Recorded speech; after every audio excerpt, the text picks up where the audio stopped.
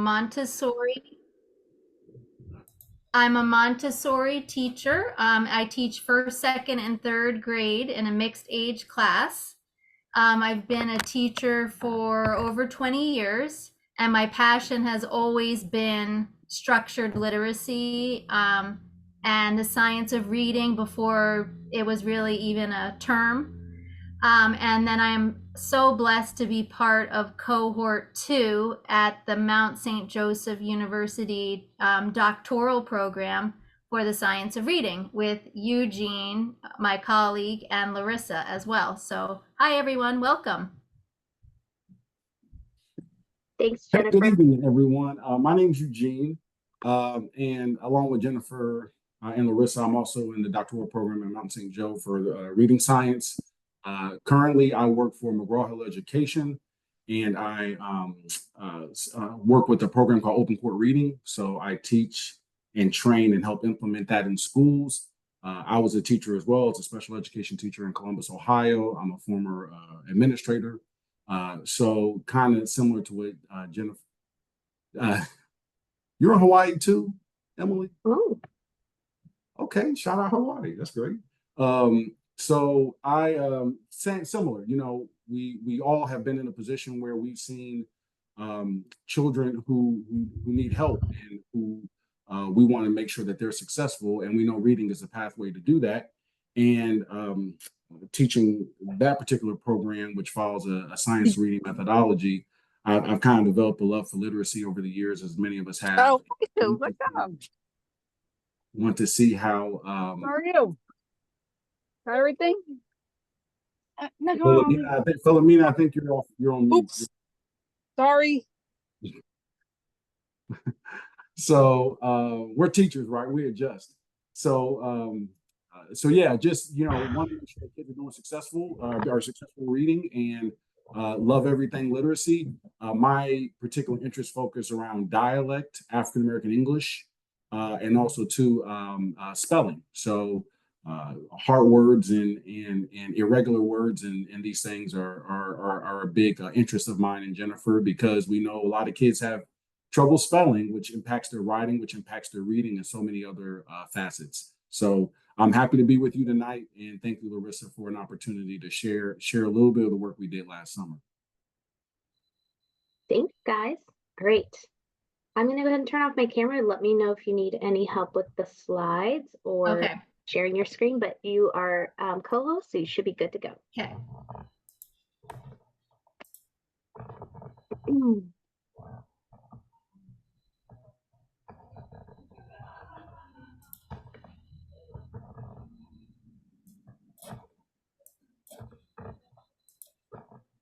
All right, why is it not letting me? Larissa, why is it not letting me present? Not sure.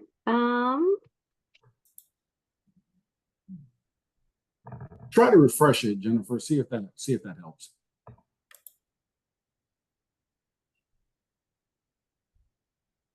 I think that's. Yep. Sometimes. Oh no, maybe not. There we go. There we go. Okay, so here we are. We'll go and get started.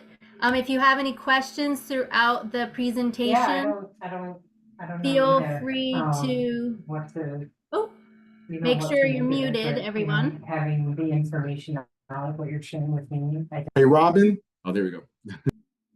Okay, so why don't we start with that, everyone? Make sure you're muted, and if you have any questions throughout, feel free to pop it in the chat, and Larissa will be moderating the chat, and there'll be time at the end for questions and answers.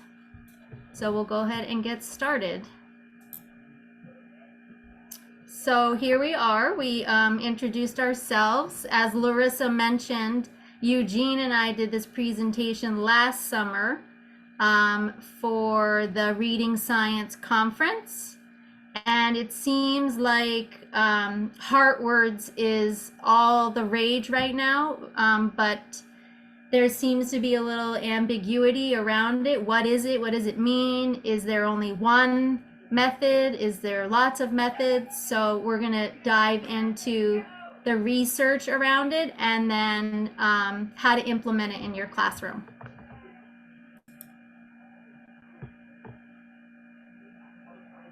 Okay, good evening again, everyone. Eugene and Jennifer here. So we're going to frame our conversation around our learning objectives. Whenever you are teaching or doing any type of training, you want to make sure that you have some kind of clearly identified areas that you want to cover so that we can kind of surmise those a little bit later. One of the important things that we thought of in terms of teaching hard words was to make sure that we talked about the research. It's important for us to know what is kind of out there. The area is growing. And one thing that we've kind of discovered by doing the research in this field is that more research is needed. So I know Jennifer is focusing on some of that for her dissertation work, but it's really important that we look at kind of what's out there, take a breath, and kind of take a summary of that and kind of present that to you, just so you know that what we're talking about is on some firm footing. The second is we're going to explain the difference.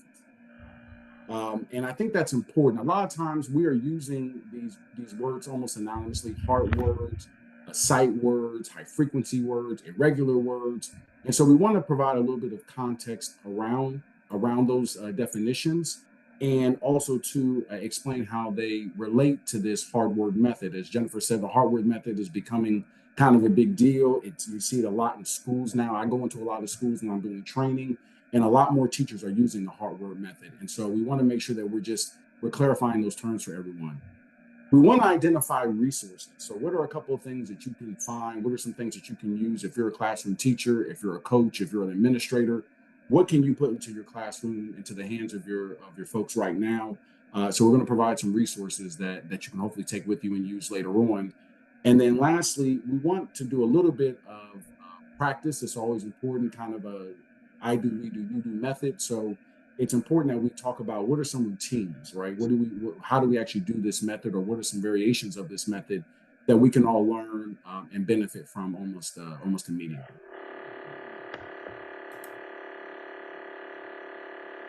Jennifer, you mind muting yourself too? Would that be okay? Perfect. So I think it's really important that we cover the topic of research. One thing that we all know, we're all teachers, we all love literacy.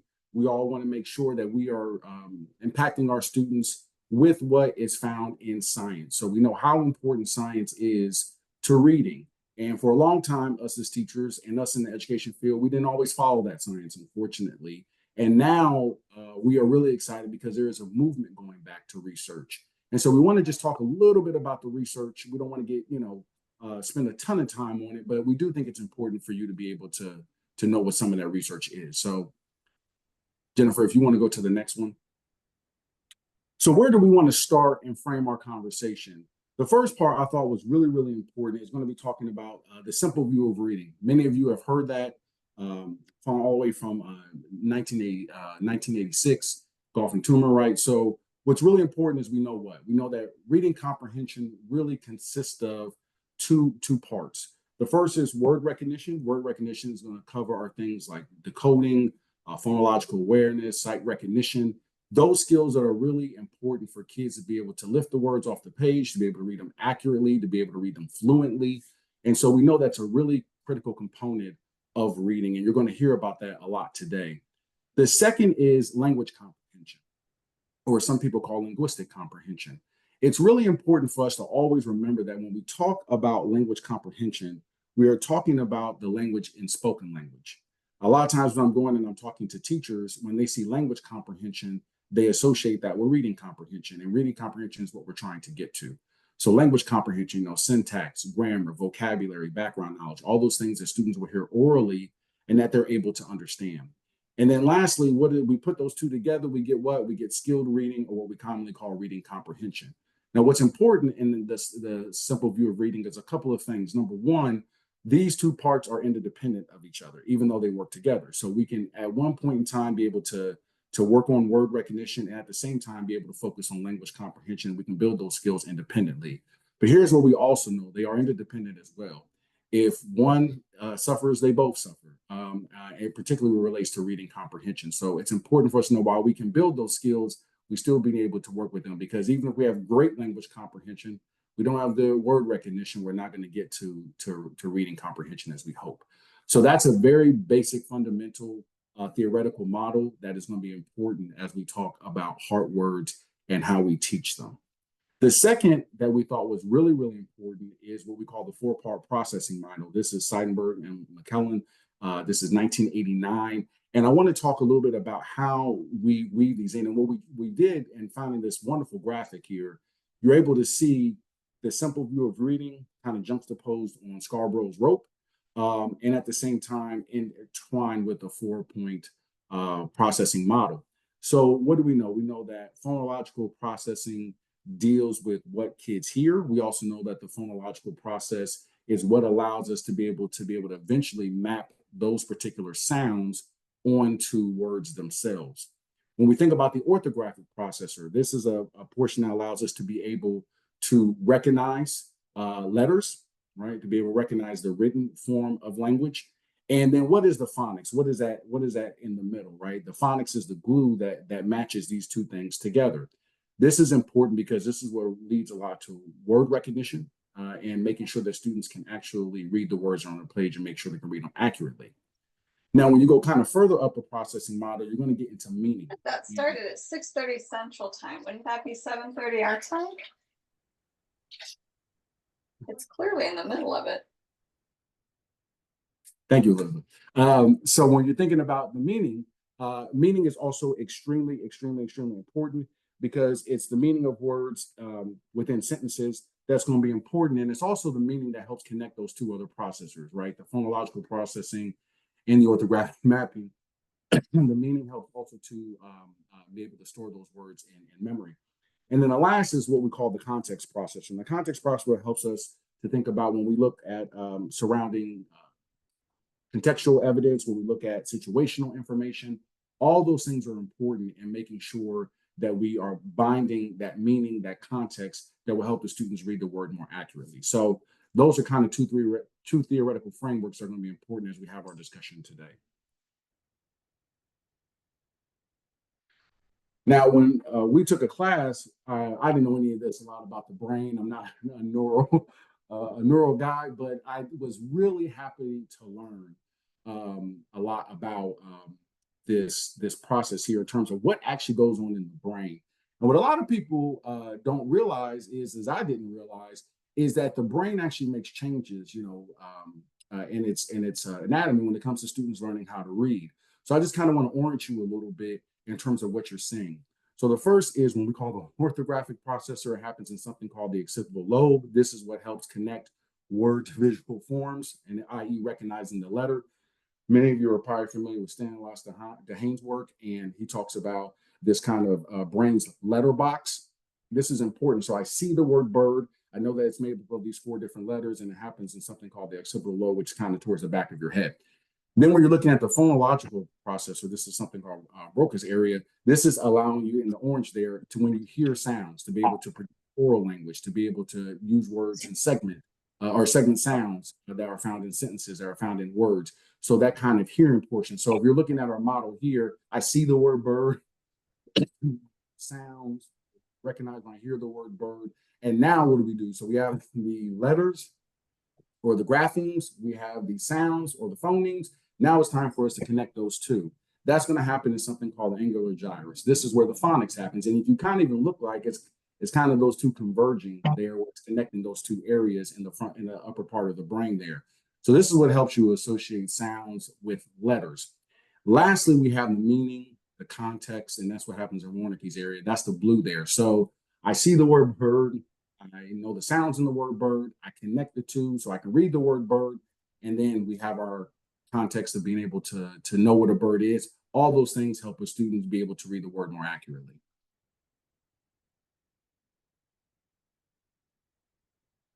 So when we're looking here again at the 4-part processor, now the first we're going to start off with the letters, right? So we're seeing the word when we're reading. Then we're going to associate that to the sound. Now you have 2 different words here, but what's interesting is all 4 of these words are spelled the same, but they all have different meanings. And this is where the other 2 parts really, really come into play. So we look at the word, it could be bow, it could be bow, right? So we're trying to figure out, and that's why we need the meaning in the context. So we know that the letters are B-O-W. We know that the first sound is the same. The last, the vowel sound both is different. So when we're thinking about a word, right, is it bow? Is it bow? Do we know the meaning of those words? And then lastly, the important part is that context there, right? So it could be a bow of a ship. It could be bowing as you're being respectful. It could be a bow and arrow. It could be a bow that you use for a violin. It could be a bow that you put on top of a present. So helping students in the context is really, really important. So now I'll be able to know those different or be able to go between those two different words, but using the meaning in the context as well. So just giving you a little bit more about the four-part processor. Now, when we talk about Aries, four ways of reading. This comes from her article in 2005. What's important to note is that any of these can have some good, but some are better than others. So the first way that Aries talks about the four ways of reading is in decoding. So when we know what is decoding, right? Decoding is taking written words and match them to their spoken equivalents. Two things are really important that we know. One, really strong, kids have to be really strong in phonemic awareness, knowing and how to, knowing different sounds, being able to hear, identify, and manipulate between those sounds. This is really key to decoding. The second thing that we know is really important is systematic instruction. So that relationship between the two has to generally be explicitly taught. So decoding is one way that we learn how to read. It's also important because it does help that facilitate that process of orthographic mapping, which we'll talk about later. When we look at analogy, reading by analogy basically is reading usually by word families or parts that are similar that we teach kids. Can have some benefit in terms of helping kids be able to read, particularly kids who are a little bit more efficient at decoding. But if I know cat, and I know a little bit of phonics knowledge, can I figure out hat, or can I figure out sat or mat? When we're looking at prediction involves using context clues, right? It's background knowledge, all those things that we have really kind of focused on really, really heavily over the last several years. And we were teaching kids to read kind of by looking at pictures and all these things that we typically don't want to do. Now, prediction in of itself, just teaching that is probably not the best method, right? We want to teach kids to be able to read word. We don't want kids guessing at words. However, if we do make strong decoding, if we allow students to become good readers, then by using that in conjunction with things like prediction can help boost a little bit of comprehension. Then lastly, when we're looking at sight recognition is where we can read words instantly. We can read them without thinking, without conscious thought. And that is where we're really trying to get students to be able to read words in context, be able to read them fluently and accurately. And that is really, really important. It depends a lot on the other ways of reading that you see there. So decoding, analogy, and prediction, all these things help for students to become accurate readers.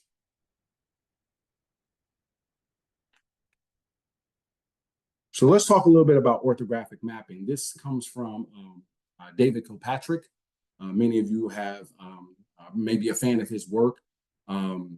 He wrote a book called, was it The Central Components of Reading? Or I can't remember the exact title. But I think it was chapter 4 in that particular book, one of the best chapters I read. And that chapter explicitly talked about orthographic mapping. And one thing that we want to remember is that orthographic mapping isn't something we do. It's something that occurs in the brain. And I think that's important. Mapping phonemes and grapheme is something that we do. But orthographic mapping is something that happens in our brain.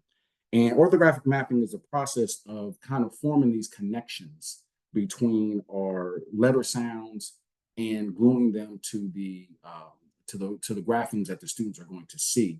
And what it does is it helps students be able to keep that word in their long-term memory, so therefore boosting sight recognition. So what you see there is that it says in order to anchor or map a word, students must access their phonological memory to match the sounds to the print in front of them. So teaching that phoneme graphing is really important because it helps facilitate that orthographic mapping that happens in the brain. And so when you think about phonic decoding, right? When we think about coding, we see the word, we are able to say the word. And orthographic mapping is a little bit of the reverse, right? We're able to say the word and we're trying to map what we know or what we hear to those particular sounds that are in words. That's really important because that's not only going to help facilitate better reading, it's going to help facilitate better writing, and then overall better comprehension. So if you take kind of this thing in context here, we want to making sure that what are some things we want to make sure that kids know their letters and their sounds. It's really, really important. We want to make sure that students are able to decode words based on those relationships. And then from there, the more we do it, the more exposures to practice that we give, we then help facilitate that orthographic mapping so that students are able to make that connection in their brain. So it's really important because that road to reading, it helps kids be able to recognize those words, and it's really, really crucial for students.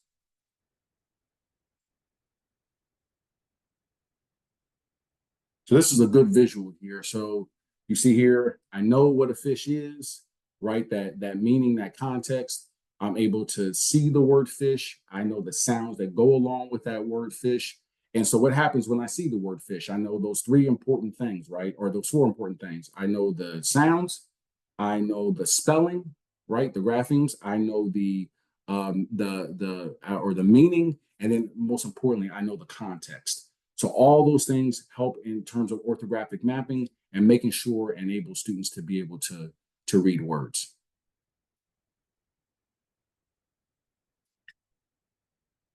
So I just want to give you just some brief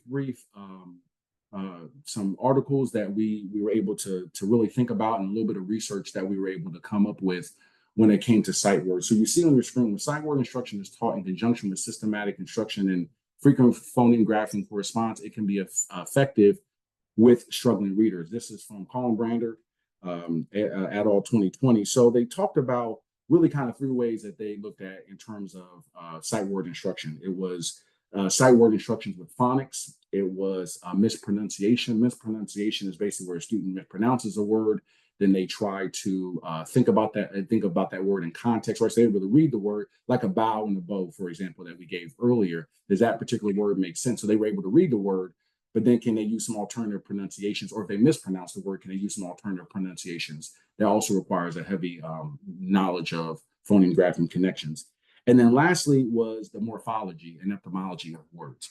And what we really found is that what method you use to teach kids sight words is really dependent upon three things. Number one is going to be dependent upon their age, right? So with younger kids, we want to be using phonics. We want to be using decoding. That's really, really important.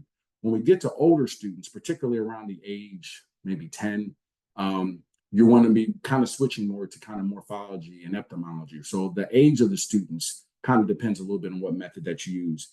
We also think about their reading ability. Students who don't read as well might need a little bit more assistance and more scaffolding. So they might, that phonic decoding, or even making sure that you're teaching them kind of larger chunks of word families might be helpful as well.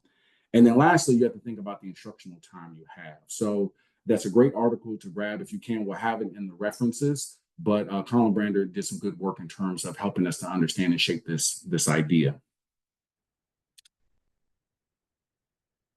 Good. So Shapiro and Solity, they advantages combining sight word instruction with instruction in frequent phoneme graphing corresponds for children with with poor phonological awareness. So basically, they compared two methods. One method was where they taught more mappings, alternative pronunciations. They called this letter sounds, and they really emphasized phonic decoding.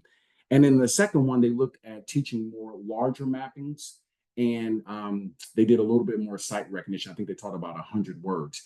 And what we really learned was actually in the study is that the second method was actually a little bit more effective, which was the early reading research, which focused on a little bit more of the sound mappings, but it also focused on the larger chunks of words.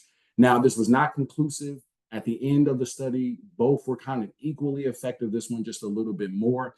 And what it really underscores is that we know we need a phoneme graphing connection, but how much, when, and where, we're still trying to figure out, right? So how many sight words should we be teaching? What words should be sight words? Which words should be high frequency words? We're still kind of figuring out the best methodology of that. But what's the overall point? The overall point is we know that phonemic awareness is really important. We know there's a close relationship between phonemic awareness and sounds. sounds and spellings in reading. So all of these things work together, but it's really, really important that we think about this research is kind of ongoing. We're still learning more, and as more come out, we'll be able to really nail down those instructional methods down to a T that we think are going to be most effective.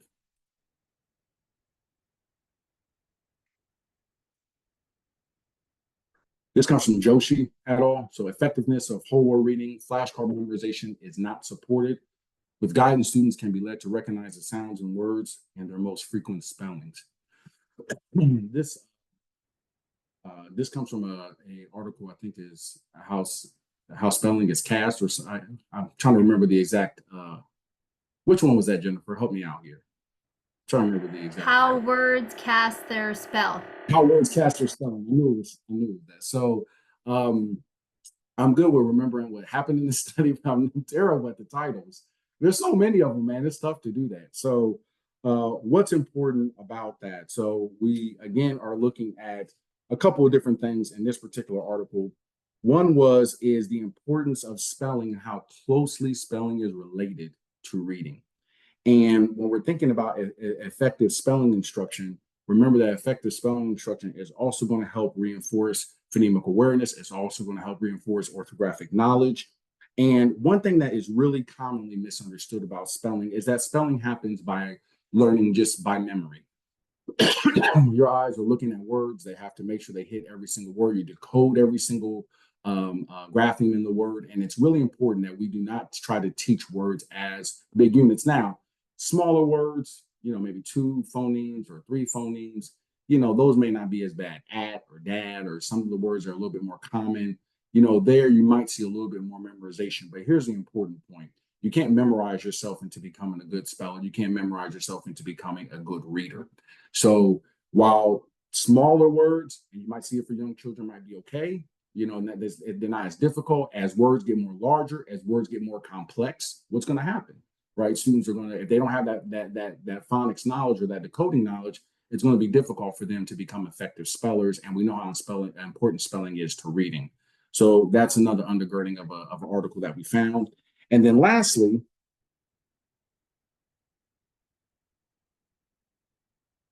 okay, good. We have the Murray article, good. So calling attention to irregularities by having children draw boxes and making sure that students have induced letters by better word reading. It's important too to remember that letters that do not correspond to phonemes, readers may flag them as basically saying that they're irregular, right? And what happens here a lot is when we're thinking about how students learn how to read irregular words, one thing that is really, really, really, really important is that when we are teaching kids to read irregular words, we are going to have to map the spellings and the sounds together. For an example, and Jennifer will give this in a little bit, right? We're doing the word have, or we're doing the word said, or we're doing any other word that would come up as irregular, you, right? When we see that irregular spelling, making sure what Murray is talking about, teaching that irregular spelling explicitly is very, very, very important for the student to be able to eventually map that word in their brain so where it becomes a sight word. So calling attention to those irregular spellings and teaching those irregular spellings intentionally is really, really important to sight words and to orthographic mapping process, and thus being able to read irregular words.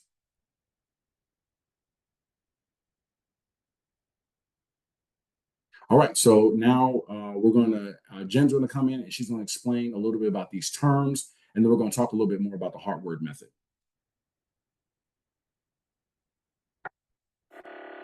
Okay, thank you, Eugene. So sight words. When we think of sight words from long ago, I'm sure we all think of our teacher holding up a pack of flashcards and drilling us through memorizing a stack of words, right? Some were irregular, but some were decodable. Or the old word walls where you just put up the word that matches the first letter of each sound. So we are going to use the word sight words differently, and it's going to be based on newer research. Any word, whether decodable or irregular, we are going to refer to it as a sight word. So we're just setting the stage for that terminology because people use it differently, but that's how we're going to use it. So sight words. So let's sort out the confusion. So our sight word memory is also referred to as our orthographic lexicon. So it includes all the words that we can read fluently and effortlessly. The goal is we want accurate and automatic recognition of all these words because that increases the student's ability to read fluently and comprehend what they're reading, right? Because they're not expending so much energy on decoding every single word. So when students can read fluently and effortlessly, it increases their comprehension. So a sight word here, hold on, let me get rid of this black bar. I don't know how to get rid of that. It's blocking the way. That's okay. So Eugene talked about orthographic mapping and how important it is in bonding the letter sounds with the graphemes and the phonemes. So it explained the process of orthographic mapping explains how children can read words by sight. So for example, the words the, is, and, those are all sight words because we can read them fluently and effortlessly. But so are the words vocabulary and pterodactyl and school. Those are all sight words as well if we can read them effortlessly and fluently. So a sight word can be decodable or irregular. It can be high frequency or low frequency, and it becomes part of our orthographic lexicon through the process of orthographic mapping. So sight words don't necessarily mean high frequency words. So next, let's talk about high frequency words. So high frequency words are usually function words. They're the most common words in print. They can be decodable or irregular. We typically find them on the lists that we use in the classroom, like the Dolch and the Fry list. They can be temporarily irregular, which we'll talk about in the next slide, if the students haven't learned the specific phonics pattern of some of the words. And again, it becomes part of our orthographic lexicon, which is our sight word memory, through that cognitive process that Eugene talked about called orthographic mapping. Okay, so high frequency words. So let's take a look at some temporarily irregular high frequency words here on the left-hand side. So we typically teach these words early on in reading because they're pretty common in text, and we want to expose the kids to being able to read these words. But the kids may not necessarily have learned, for example, in the word for, they may not have learned the R-controlled vowel yet. Or in the word see, they may not have learned that EE has the long E sound. Or in the word my, that it's an open syllable, so the Y is going to make the long vowel sound. Or in the word now, that OW is the diphthong. So these words can be temporarily irregular, meaning that the children haven't learned those spelling patterns. And they will eventually, but we are going to refer to these words as temporarily irregular. Now, obviously there's many more words that are temporarily irregular. This is just a example. So then on the right-hand side, you can see that there's also words that will forever be permanently irregular. So these are just some examples. Does, of, are, said. Those are going to be permanently irregular. It doesn't matter if the students have progressed through an entire scope and sequence of your phonics curriculum. They will never come across phoneme grapheme correspondences to make these words not irregular. All right, so heart words. So this is the star of the show. Heart words are irregular words, and they can be temporarily irregular or permanently irregular. And what the heart word method is doing is addressing the components of the word that break the rules. So it's based on phonics, and it teaches students how to recognize the parts that are regular and the parts that are irregular. So if you think back to the research that Eugene shared earlier, it's been proven that memorizing whole words is going to take a long time to store those words into the mental lexicon. But if you map the phonemes to the graphemes and specifically point out the parts that break the rules, you're more likely to orthographically map and store that word into your lexicon. Other programs may call heart words red words. I know when I did my Orton Gillingham training like 20 years ago, they were referred to as red words. Learned words, some programs call them puzzle words. They're essentially referring to the same thing. So we want to use as much phonics knowledge as possible when we're working with the heart words. We do not want to rely on memorizing the whole word. And we want to remember that some words are permanently irregular and some are temporarily irregular. So let's look at some resources to assist in how you can implement a heart word method into your classroom. So this first one is from Really Great Reading. Let's examine the word said, as in, Mom said to take off your shoes. Said rhymes with words you know, like head and bed. Let's see if we can figure out which parts of said we know and which parts we have to learn by heart. Said has three sounds, s and d. The first sound, s, is spelled with the letter S. The last sound, d, is spelled with the letter D. We can read these parts using our phonics knowledge. The middle sound, eh, short E, is spelled with the letters AI. This is the one part we have to know by heart. We might see the word said in different shapes, colors, and sizes. Said, said, said, said, said. These all have the same letters, and they all say said. Now let's see if you can remember how to spell the word said. S-ed, said.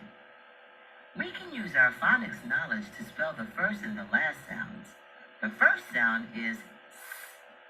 How do we spell S? Yes, the letter S. The last sound is D.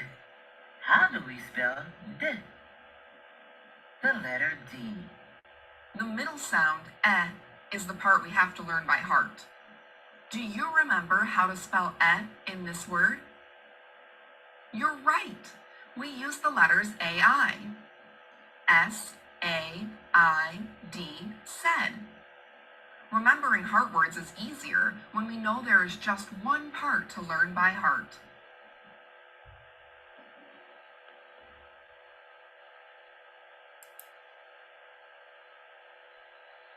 So before we go on, I want to point out that I'm doing my dissertation research on irregular word instruction. So I've spent a lot of time digging through research, and as far as I've found, there aren't any published studies yet specifically pointing to this heart word method where we draw an actual heart above the part that breaks the rules.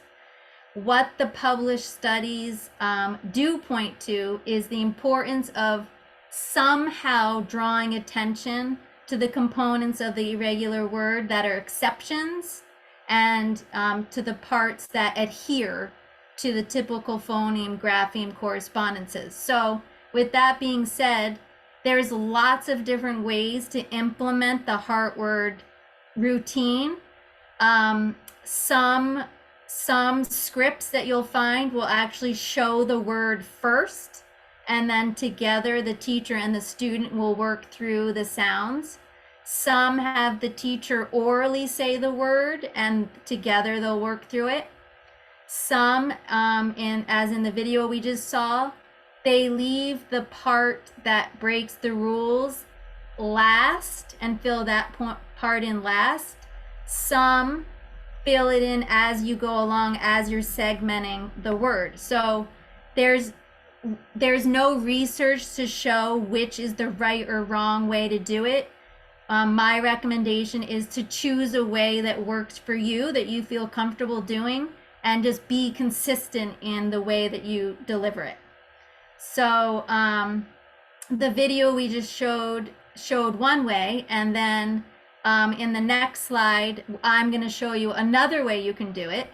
And in fact, the way that I'm going to do it in my dissertation research is different altogether. So again, just pick a way that works for you, and as long as you are drawing attention to the part of the word that is an exception to the typical pattern, it's fine. So this website's super cool. I don't know if it's gonna let me. Okay, yes. So go to teaching tools, go to word mapping, and you can type in any word and it will tell you, it'll give you help mapping it. So we'll do said. So here's the word said. It shows you the graphemes, and then it shows you the phonemes, and you can even click on each one. It'll say the sounds for you. And so you could put in any word here. Have.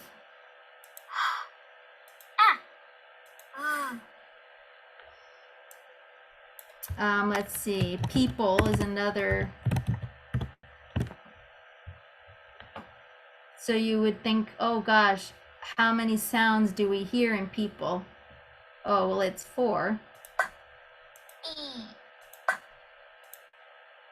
Oh, that one doesn't have the sound. Anyway, this is a really great resource. And when I was putting together the tools for my methods section of my dissertation project, I referred to this a lot. Jennifer, can you go back one? Go hit the back button. I just want to show them something if we can. Just the back button. On this website? On that website. Keep going back until you get to like the main screen, the teaching tool. Oh. Yeah. I use this website a lot. If you go down just a tad, right here, it's right up here. They moved it. You also see they have one called Morpheme Mapper. So one thing that we talked about is as students get older, recognizing the meaningful parts of words is also equally important, or it's at least more important for older students as they read more longer complex words. So that Morpheme Mapper is also a really, really good tool to be able to look at words by their individual, by their morphemes. So you can put words like predictable or awesome or, thankful. It'll help students with being able to look at different morphemes. And I think it's important too, as students get older, as they get to longer complex words, it's a good tool too. You want me to do an example? Yeah, I mean, What word are you thinking? let's put like rematch.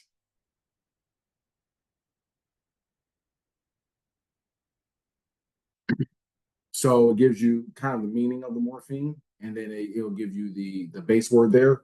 So it's just another unique tool for teachers is maybe that you're maybe teach fourth to fifth grade and you're trying to help students. Being able to segment the morphemes would be helpful. All right, thank you. Okay, so now let's go through, as I mentioned, this is just one part word method. There's lots out there. Choose one that you feel comfortable doing, and once you choose it, stick with that to keep it consistent for your kids. Here's some examples of, I mean, this is just 3 examples of different scripts and routines that I found. This middle one is from Really Great Reading. This one was from a book called 50 Nifty Activities. I can't, Dobson, I think is the last name. Anyway, there's a lot out there. So the one I'm going to do is actually sort of a mashup of Really Great Reading and then what I found to be most beneficial in my classroom. So here's some sample. This is Eugene and I put together a Padlet at the end of this presentation with a QR code, and this is one of the resources there. You can use this paper, and then you can differentiate as the kids, you know, get more into it. You can take away this crutch, but this is really good for the young kids in the beginning.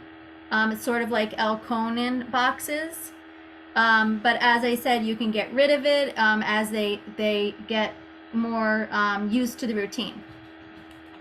So I'm going to be the teacher. You guys be the students. When Eugene and I did this summer, it was really fun. We paired people up together and we gave them a phonics scope and sequence, but hence here we are, virtual friends. So you're just gonna pretend you're a student. So I would give the student the paper. Actually, in fact, I only do this with my really young first graders, and then I get rid of this crutch altogether. But we're gonna start with this. So, the word is from. My lunch is from Pizza Hut. Let's tap the sounds we hear in the word from. So together, How many sounds did we hear in the word from? 4, that's right. So then you can have your kids place a chip over these circles or color it in. So I heard 4 sounds.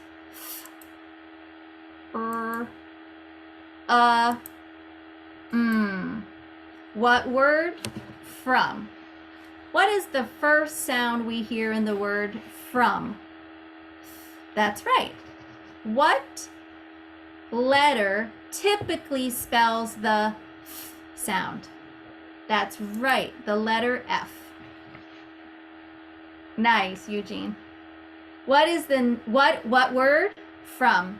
What is the next sound we hear in the word from?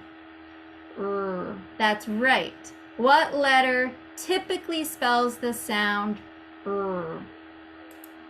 R? That's right. What word? From. What's the next sound we hear in the word from? That's right. What letter typically spells the sound U. That's right. But in the word from, the sound is what's tricky. It's the part that we have to remember by heart. And we use the letter O to spell this sound. And Yep, we can write it in red. Because it's tricky and we have to learn it by heart, we're going to color in the heart above this letter. What word? From. What's the last sound we hear in the word from? That's right. What letter typically spells the sound M, that's right. Now you get out your paper and pencil and let's review the word. What word did we spell? From. So now, if you did this on the board, now you can give the paper to the kids and they can review. So that was me, that was the I do. Now you and the child can do it together on this paper. That's the we do. And then finally, you can give them a word on their own, and that would be the you do. And then at the top, they can write the word. Oh, from. Okay. So here's another example. The word is, now I forget what word I wrote. I think I did said. So said. How many sounds in the word said? Let's tap it. S, d. 3 sounds. S. My mom said, do your homework. S, d. What's the first sound we hear in the word said? S. That's right. What letter typically spells the sound? S. That's right. What word? Said. What's the next sound we hear in the word said? That's right. What letter typically spells that sound? E. That's right, but guess what? This is the tricky part of the word. This is the part we have to memorize by heart. We spell the S sound with an AI in the word said. This is the part we need to learn by heart. What word? Said. What's the last sound you hear? D. What letter typically spells the sound D? D. That's right. What word? Said. How do you spell said? S-A-I-D. Said. So that's just one routine you can use. We included this Elkonin box paper in the Padlet.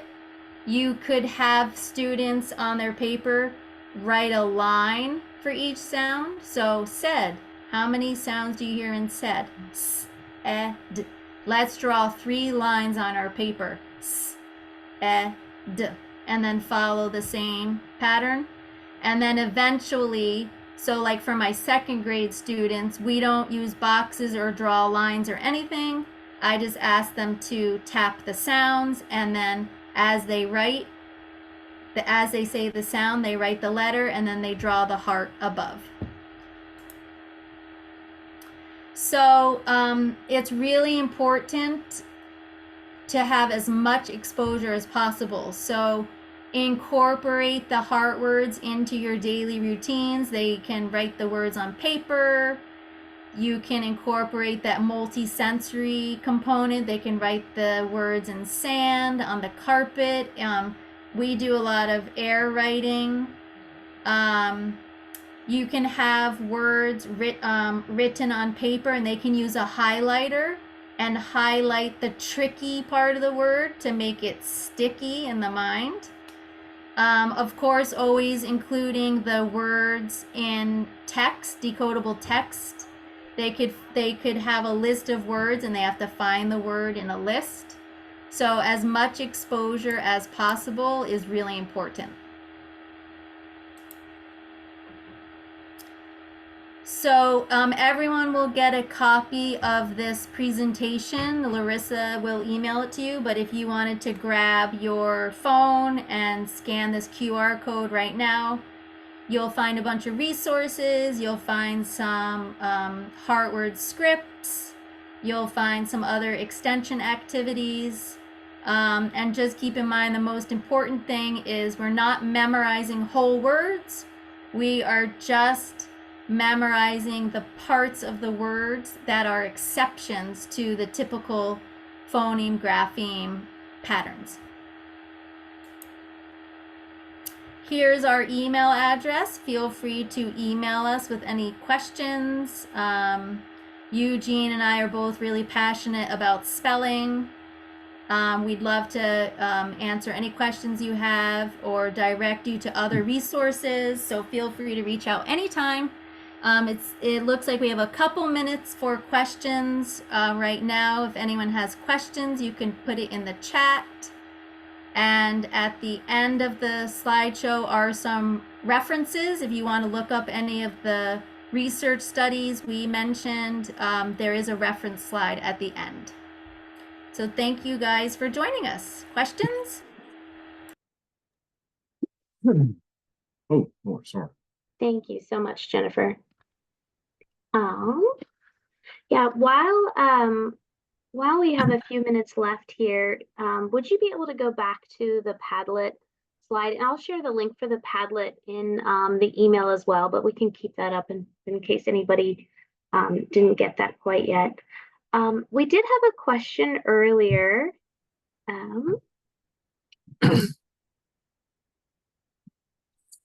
Okay. In the Shapiro study, what was the test? Do you remember what the test for effectiveness for the sight word instruction was? I'm sorry, my son was talking. What was it? In the Shapiro study, do you remember what the test for effectiveness for the sight word instruction was? The test for effectiveness? No, I have to go back and look at it. Okay. I can send that though, and then whoever has a question, I can send it to them maybe a little bit later on this evening. Okay.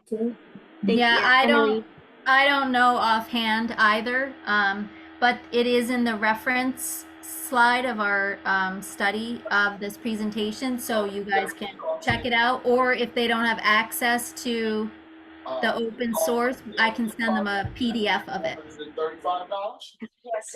So in the Shapiro study, remember it was two tested that they looked at two different programs. One was letters and sounds, and one was called early reading research. It was called ERR. And in the LNS, they taught multiple sounds. They included alternative pronunciations. I remember they emphasized decoding high frequency words. And I think the main difference with that and the ERR condition was they basically focused on more consistent letter patterns. So that was really, really important. They limited the high frequency words, so I think around 100.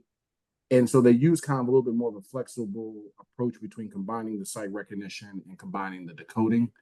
And I do remember though that I believe that the ER was found to be just a little bit more effective for kids, and particularly those who were reading by I think in the first grade or something. So I have to go back and read the study a little bit deeply. But those were the two conditions that they used. The point of the study, though, was the importance of phonological awareness to reading. And I think, overall, like kind of Jen said, using different approaches, the research is still ongoing in this.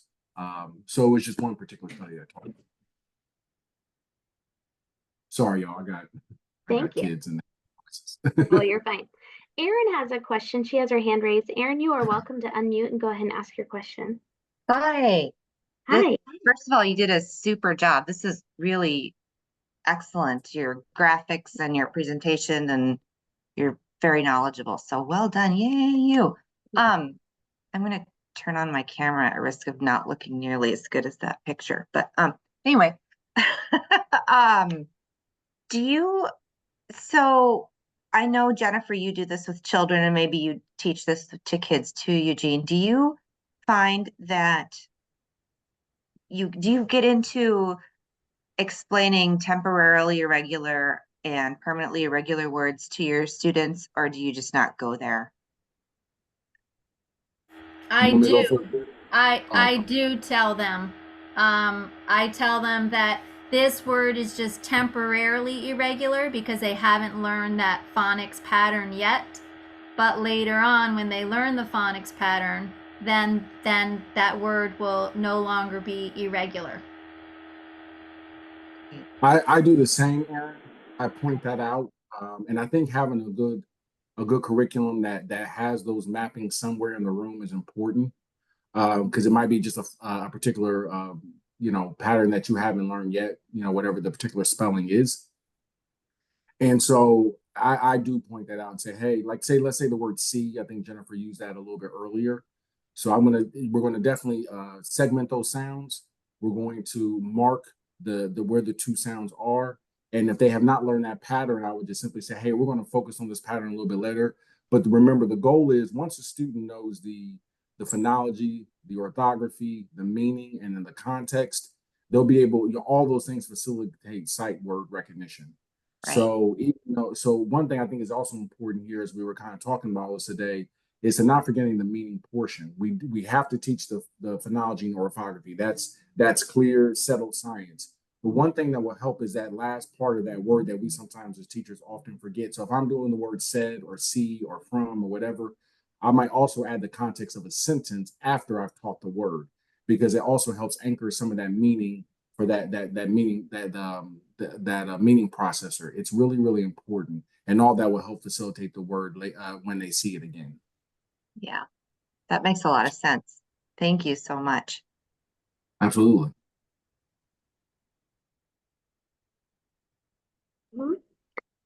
Somebody asked, when should they begin teaching heart words? I tell my kindergarten colleagues that they should start at that age, especially with the words, the high frequency words like the and was and of. Those words are so important in early emergent reading. So I say kindergarten would be a great time to start. I do it all the way up with my second graders. By the time they get to the end of second grade, they don't want to draw the heart anymore. They don't think it's cool anymore. So we still talk about how this part of the word breaks the rules and that's the part we need to memorize. But they're always like, do we have to draw the heart? They don't want to. So again, I work in a Montessori environment, so we really follow the child. I'm not going to force them to draw a heart if they don't want to, so long as they are identifying that that's the part of the word that breaks the rules. I see the same. I teach it in kindergarten, roughly around.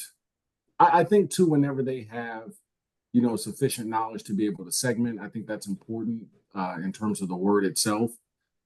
And I think whenever they have an appropriate level of graphings and phonemes or what it is that you're trying to teach some basics, I think that teaching the heart word would be good from the research that I've seen. So as early as possible, because if you can get them to reading, especially those words that are a little bit they're not as complex, it'll facilitate reading a little bit quicker, right? So like Jennifer said, like the, was, from, some of those words that we're going to see constantly in language, it'll help you get into decodable books quicker. Is this done in small group, whole group, or one-on-one? I teach it as in the classrooms I teach it as a strategy for everybody. So when we go over those particular words, I do it whole group. But I think any of them would be effective.